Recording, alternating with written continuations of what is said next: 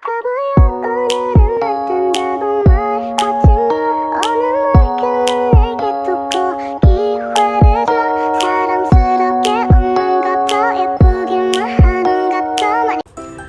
semuanya, kembali lagi ke channel Belajar Seru bareng aku, Jenny Jevera. Nah, di sini aku ingin membahas topik yang sebenarnya sering kita gunakan saat berbicara loh.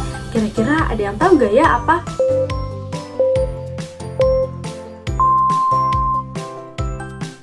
Nah, di sini aku ingin membahas mengenai intonasi. Nah, kira-kira teman-teman di sini ada yang udah tahu belum ya intonasi itu apa?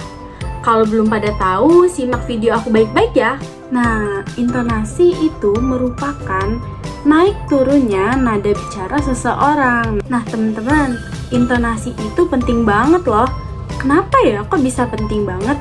Karena intonasi itu bisa mempengaruhi kalimat seseorang, emosi seseorang, dan juga membuat orang lain lebih mengerti kalimat yang telah kita ucapkan gitu.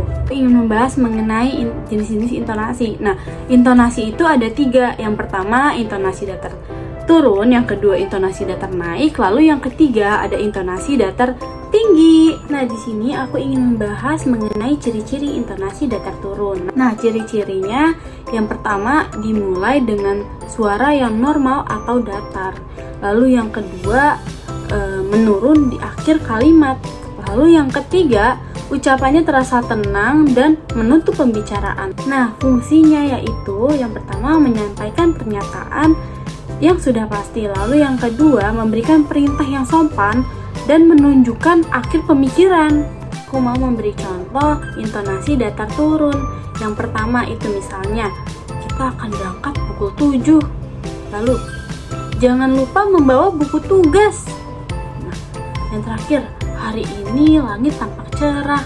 Nah, ciri-ciri intonasi datar naik yaitu yang pertama, suaranya terdengar datar di awal, lalu terdengar naik di akhir. Yang terakhir, ucapannya terdengar terbuka atau menggantung. Lalu fungsinya itu yang pertama untuk menyampaikan pernyataan, iya atau tidak ya. Nah, yang kedua itu mengungkapkan keraguan atau pilihan. Lalu yang ketiga menunjukkan keterbukaan atau tanggapan. Nah, kalau teman-teman masih bingung mengenai intonasi datar naik, aku akan memberikan contohnya. Nah, yang contoh yang pertama bisa kayak, kamu sudah makan, atau dia akan ikut ke pesta, atau ini milikmu.